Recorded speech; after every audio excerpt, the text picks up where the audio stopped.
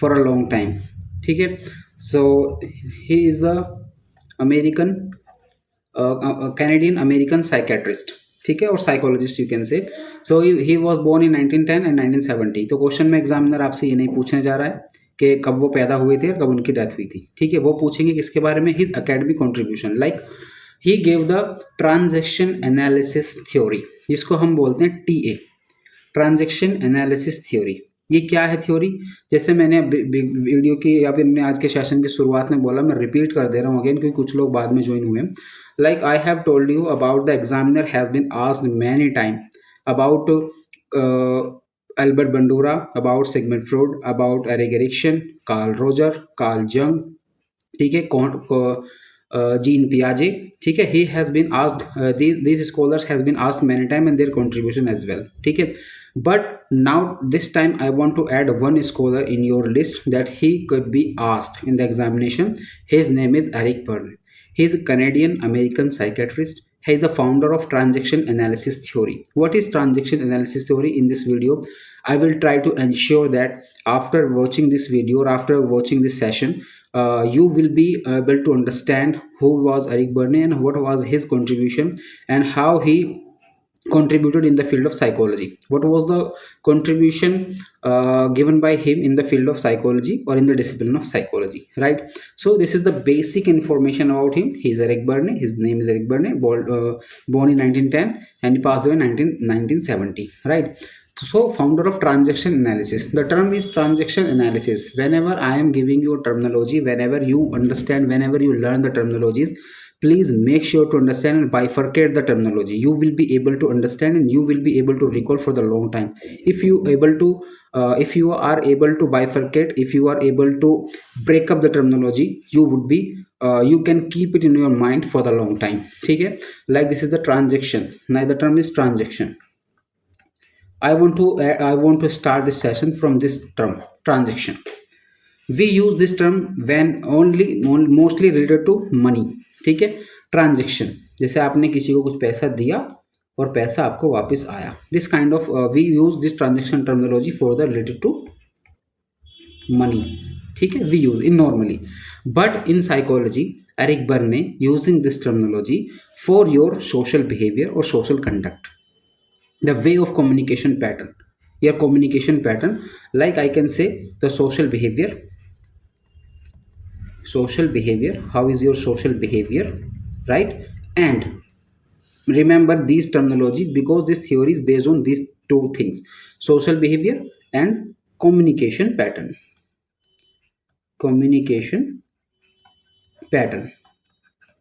I hope you will remember it. ठीक है, like we use the transaction word mostly in the name of money or in the context of money only. ठीक है, but the Erik Erikson talks about social behavior and the communication pattern, या pattern of communication. ठीक है, तो transaction means social behavior कैसा है, to understand, to study thoroughly about the social behavior and communication pattern. ठीक है, and he gave few states, types of ego states, not types of ego states. He gave the new terms like ego states, ego states. जो हमारे ego हैं उनको इन्होंने तीन भागों में, या कह सकते हैं he has bifurcated in three stages, 1, 2 and 3. He gave the name. The first stage is, and I want your participation as well in this video. ठीक है, the first, second and third, he gave 3 ego states. ठीक है, the first one is, I am just writing the first word, C, A and P. What it become? It become cap. ठीक है, C related to child. Someone wants to join. Sorry. Okay, C related to child, A related to adult, P is related to parent. ठीक है, he said that there are 3 states of ego. The first is child, the second is adult and third is parent. ठीक है, अब मैं इनकी आपको definition बताने जा रहा हूँ, and after listening to these definitions You must introspect about yourself what type of ego state you have. Are you a child one, are you an adult one, or are you a parent one? Right. So child one जो कि based होता है लोगों. I am taking the next page. ठीक है, यहाँ पर ले लेते हैं हम this one.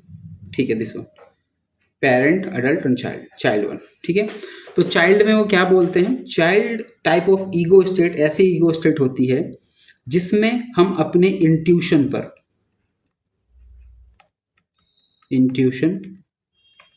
Impulses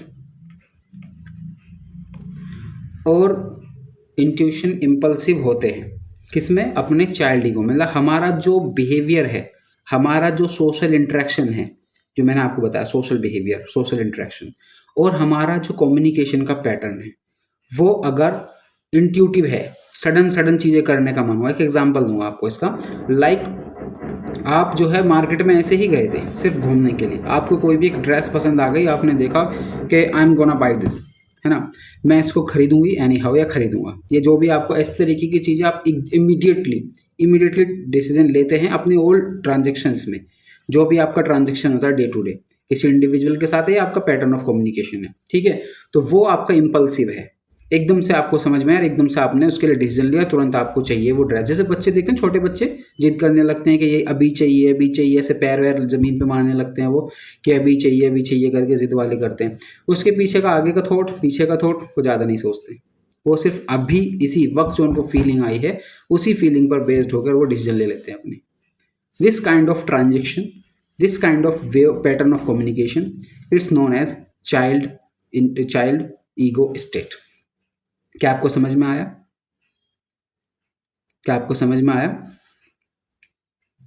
give me thumbs up. Okay, ठीक है. जो next one is adult. The next one is adult type. Adult जो होगा, adult would be rational, objective. इसका उद्देश्य क्या होगा, इस बात पे ध्यान रखेंगे वो कि जो मैं करने जा रहा हूँ या जा रही हूँ, what I am going to do this thing, so what is the objective behind it, what is my motto to do such things, है ना. रैशनल होंगे, ऑब्जेक्टिव होगा, एंड प्रॉब्लम सॉल्विंग इनका एटीट्यूड रहता है. प्रॉब्लम सॉल्विंग, ठीक है, problem solving. This kind of ego state they had, and they interact with the community, they interact with the society, they interact with the individual, and the pattern of the communication would be based on rationality, objectivity, problem solving, and creative also. ठीक है, so creative also, I can say creative also. ठीक है, and the next is parent one. मैं चाहता तो आपको ये PAC करके पढ़ा सकता था, बट मैंने आपको CAP उल्टा बताया, क्योंकि ताकि कैप से आप याद रख सकें कि ये 3 जो टर्मिनोलॉजीज हैं, चाइल्ड, पेरेंट और अडल्ट की, ये रिलेटेड है एरिक एरिक्सन से, और आपको इजी याद रहेगा. आज मैंने कैप भी लगाई हुई है बाय द वे, सो आप इससे भी याद रख सकते हैं. ठीक है, so CAP, child, adult and parent. ठीक है, तो चाइल्ड, अडल्ट, एंड अब now I am discussing about the parent. ठीक है, पेरेंट ईगो स्टेट. तो parent ego state type of personality, और kind of not only about the personality, it's about social behaviour and pattern of communication, as I told you in the beginning. ठीक है, तो parent one, they would ask you to obey the rules,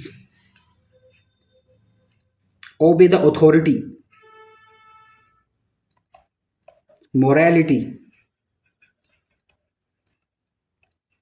ठीक है, this type of social behavior or the pattern of communication would be based on obey the rules and obedience. You can say one of the word is obedience also.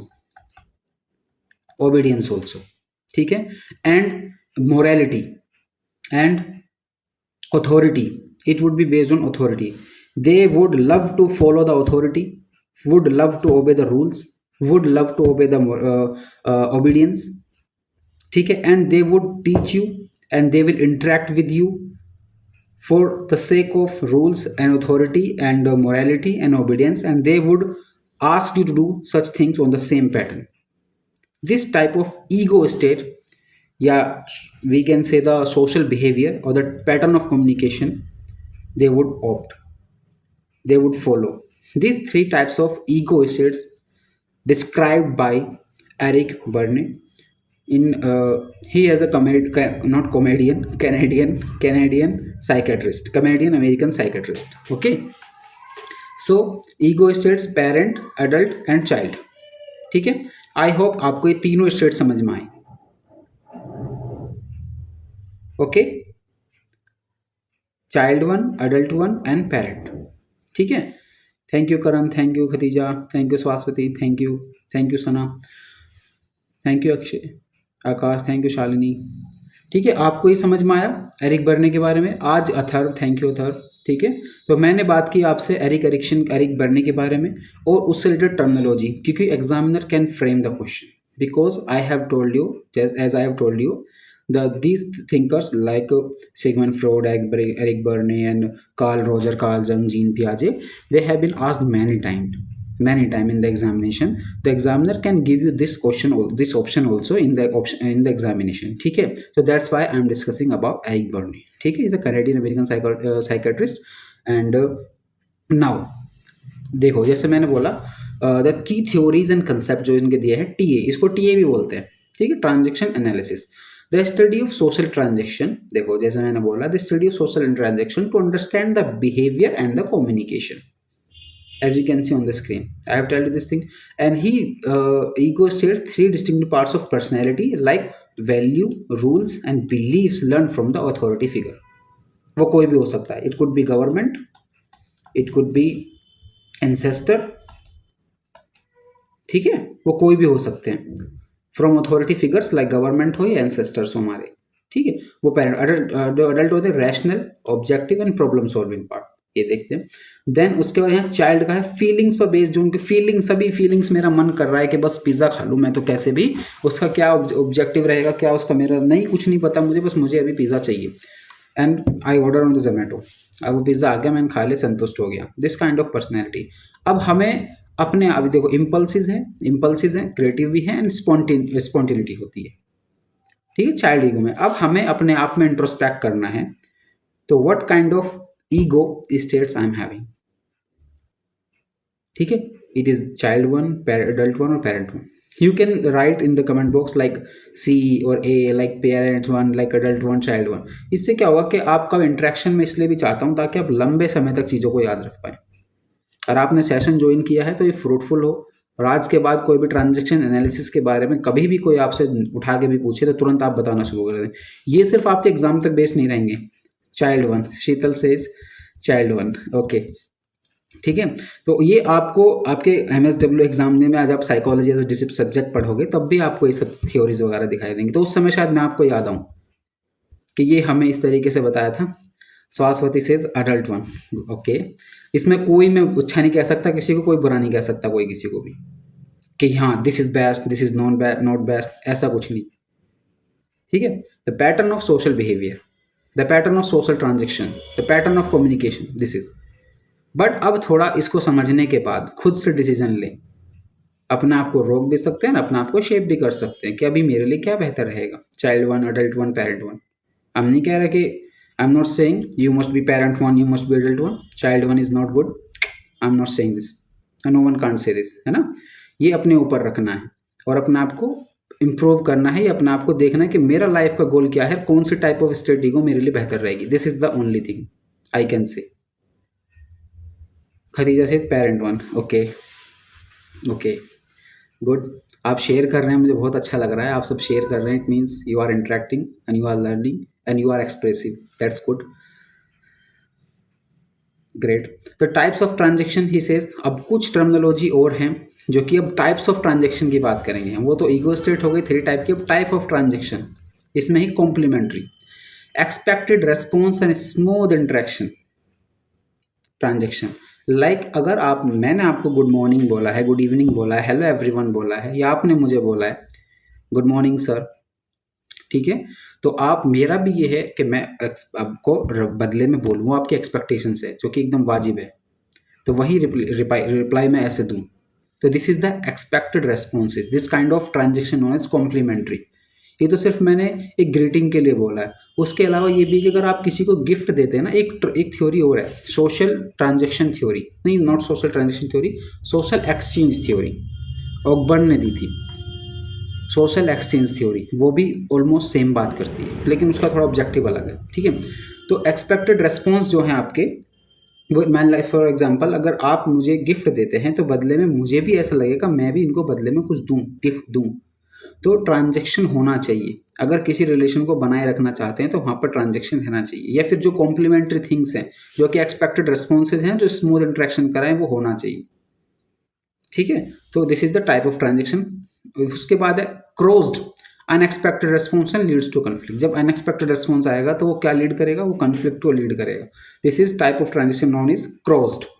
Ulterior होता है hidden motive, जो आपके behind communication. ऐसे hidden motive क्या रहते हैं हमारे, इसके पीछे बात हम किस तरीके से कर रहे हैं और हमारा उसके पीछे हिडन मोटिव कुछ और है। This kind of transaction known as ulterior, ठीक है।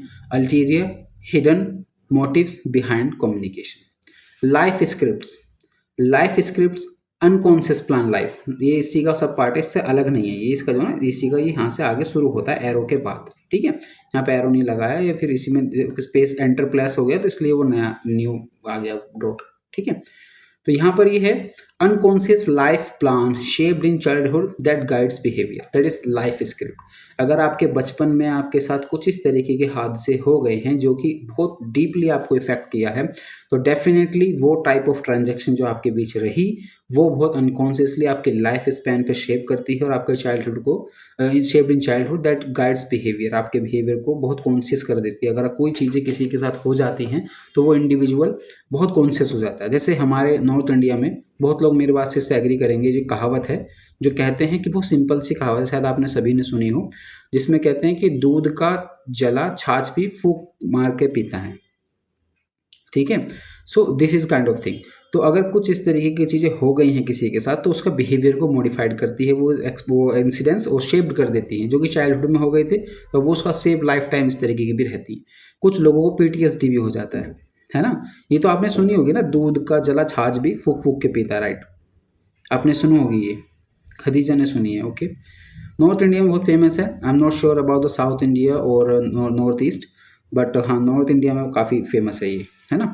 तो अनकॉन्शियस बटर मिल्क बोलते हैं छाछ को, दूध इज मिल्क और बटर मिल्क इज छाछ, ठीक है।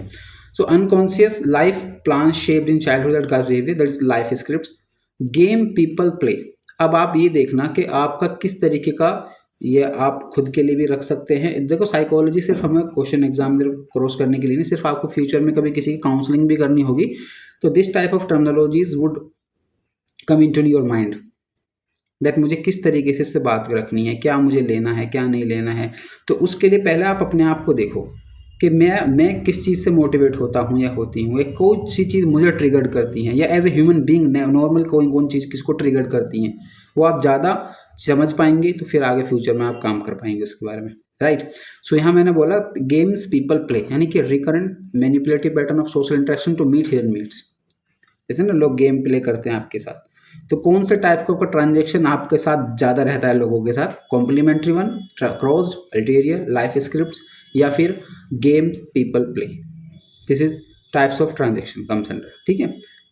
आप इसको खुद से अपने मन में ही रखें, इसको लिखने की कोई ज़रूरत नहीं है, बस आप जो है इसको समझें, और समझने के बाद अपने ऊपर आप एक बार चीज़ों को अप्लाई करते हैं तो I believe that you would remember it for the long time, है ना। आप कोई भी चीज़ अपने ऊपर आप अप्लाई करके देखते हैं तो you remember it for the long time, ठीक है। आगे बढ़ते हैं। सो उसके बाद ये बोलते हैं एकेडमिक कंट्रीब्यूशन जो इनका दिया हुआ है वो यही आगे सभी, practical psychotherapy tools for understanding communication. देखा, अब कम्युनिकेशन पैटर्न किस तरीके का किसका है, तो उसको समझने के लिए टूल्स हैं वो जो इन्होंने दिए हैं, जिनको हम यूज़ कर सकते हैं। हम पहले किसी की टाइप की पर्सनैलिटी देख लेते हैं कैसी है, मतलब बिफोर द काउंसलिंग। तो हम देख सकते हैं कि वो पेरेंट वन की पेरेंट जैसी है, कि एडल्ट जैसी है, कि चाइल्ड जैसी है। उसकी बेसिक पर्सनैलिटी क्या है या फिर बेसिक ईगो स्टेट वो कौन सा है उसका, तो उसके हिसाब से मैं उसकी मॉडिफिकेशन करना आसान हो जाता है। इसमें ना टूल है अंडरस्टैंड करने के लिए, communication, practical psychotherapy tool for understanding communication, applied TA in counselling जैसे मैंने बोला, ऑर्गेनाइजेशनल बिहेवियर एंड एजुकेशन, ठीक है, ये इस्तेमाल होती है। Made psychoanalysis simpler and more accessible for ordinary people, ठीक है। तो टर्मिनोलॉजी इन्होंने दी है, TA obviously, and ego state, parent child and parent child, life script means जो मैंने आपको बताया पीछे, गेम्स पीपल प्ले वो भी मैंने आपको बताया, ठीक है। इस तरीके की चीज़ें इन्होंने दी हैं, ठीक। ये रहा हमारा आज का सेशन का एंड, बट ये एंड नहीं रहेगा, यहाँ पर मैं छोटा सा इसलिए लाया हूँ ताकि और बातें हम कर सकें रिगार्डिंग योर MCQs, जो कि एग्ज़ाम आ चुका है। साथ ही आपने एग्ज़ाम फॉर्म फिल किया है कि नहीं किया है उसके बारे में बात करनी है। और एग्ज़ाम फॉर्म फिल करते वक्त आपको ABC यानी अपार ID भी मिली होगी एक, अपार ID, वो क्यों नहीं बनाई है, बना ली है तो वेरी गुड, वो बना लेनी है, बनानी ही पड़ेगी, ठीक है। और उसके साथ साथ MCQs एग्ज़ाम और आपका ये, और हाँ आपने जो एक्ट्स बोला था, एक्ट्स एंड साथ ही साथ आपकी स्कीम्स जो भी एंड अमेंडमेंट्स जो भी हुए हैं रिसेंटली, या फिर अदर कोई भी चीज़ जो मैंने आपको इसको सोर्स भी बता दिया, सोर्स क्या रहेगा उसका, जो उसका सोर्स रहेगा विज़न IAS की मैगजीन, जो कि बहुत डीपली नहीं पढ़नी है आपको, इतना डीपली सवाल भी नहीं पूछेंगे, वो क्या पढ़ना है वो भी मैंने आपको मार्क करके बताया, किस किस सेक्शन से क्या क्या पढ़ना है, ठीक है। और anything wants to add, you want to discuss about? Yes Sana. So I have filled the form, but I did not create my APAR ID. The form has been filled, so उसमें कोई दिक्कत तो नहीं होगी, फॉर्म तो fill हो गया है, मैं APAR ID बना लूंगी। मैंने क्योंकि डिजिलॉकर पे लॉगिन करा ना, तो उसमें नेम ऑफ द इंस्टीट्यूशन वगैरह डालने के लिए आ रहा था APAR ID पे, तो मुझे कंफ्यूजन हो रहा था कि मैंने अपना 12th का डालना है या फिर ग्रेजुएशन का डालना है। अभी रिसेंट का ही डलेगा। अभी क्या देखो, ये इसको ऐसे समझो आप, इस लाइक का आधार कार्ड, आपका अकेडमिक आधार कार्ड तैयार हो रहा है, ये है ना, बेसिक लेमैन लैंग्वेज में समझें तो उसमें यही है कि आपका ये आधार कार्ड तैयार हो रहा है, जिसमें आपको आपकी जितनी भी एकेडमिक्स की जितने भी आपका, चाहे वो कोई 12th हो, 10th हो, डिग्री हो, डिप्लोमा हो, सर्टिफिकेट हो, या फिर कुछ और अन्य चीज़ जो भी आपकी एकेडमिक्स में चीज़ें रही हैं, वो सब इसमें आपको रिफ्लेक्ट होंगी और उसमें वो स्कोर कार्ड बनता है। देखो पहले क्या होता था, एक होता है API, इसको बोलते हैं एकेडमिक परफॉर्मेंस इंडिकेटर्स, ठीक है। API जो है वो आपका, जब आप प्रोफेसर के लिए अप्लाई करते थे, तो प्रोफेसरशिप के लिए जब अप्लाई करते थे उसमें आपका API देखा जाता था कि आपकी ग्रेजुएशन में कौन सी डिवीज़न है, आपकी पोस्ट ग्रेजुएशन में कौन सी डिवीज़न है, आपका नेट है कि JRF है, आपके पास PhD है कितनी है, आपने MPhil किया है तो उसके, तो उन सब के क्या होता था, क्रेडिट पॉइंट्स होते थे। फॉर एग्जांपल हम हार्ट्स कट मैं वो नहीं बता रहा हूँ आपको नंबर, फॉर एग्जांपल 5 ग्रेजुएशन के, 10th आपके पोस्ट ग्रेजुएशन के, 12 आपके UGC नेट के, और 20 आपके नेट JRF के, एंड उसके बाद 30 आपके MPhil के, और एग्जाम्पल के लिए 40 आपके PhD के, ठीक है। जिस तरीके से आपके मार्क्स ऐड होते होते चले जाएंगे, इट मीन्स कि आपका जो है एकेडमिक परफॉर्मेंस जो इंडिकेटर्स हैं, तो वो आपका जो है आपका जो वो तैयार हो जाता है, वो क्यूमुलेटिव होकर जितना ज़्यादा स्कोर अच्छा आएगा, इट मीन्स वो उतना ही आप एलिजिबल हैं और उतने ही आप उस जॉब के लिए लायक हैं और आप आगे जाएंगे उसी तरीके से। लेकिन ये सब प्रोफेसरशिप से पहले कराते थे, लेकिन अभी क्या है कि अपार आधार बना दिया है इस तरीके से, आपकी कहीं भी और डिस्टेंस की यूनिवर्सिटी हो, आपकी रेगुलर हो, आपका डिप्लोमा हो, सर्टिफिकेट हो, या फिर कोई भी कह सकते हैं डिप्लोमा, डिग्री, सर्टिफिकेट एक्सेट्रा कुछ भी हो सकता है, तो उन सबको एक जगह पर लाना ये इसका काम रहेगा। तो फ्यूचर में अभी तो मैंने भी बनाया ये ID, लेकिन अभी वहाँ पर सिर्फ स्कोर कार्ड 0-0 दिख रहा है, बाकी भी ऐड ऑन होते जाएंगी तो वो हो जाएगा, ठीक है। बना लेना, लेकिन अभी नहीं बनाया तो इट्स ओके, बट बना लेना, ठीक है।